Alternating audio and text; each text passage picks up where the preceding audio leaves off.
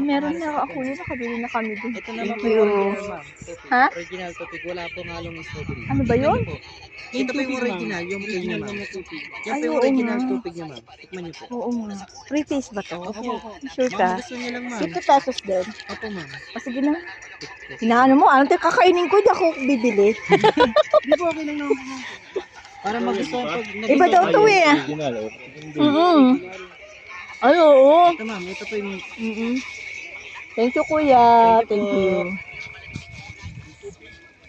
Thank you. Ma'am. Bigyan mo yung kapatid mo isa.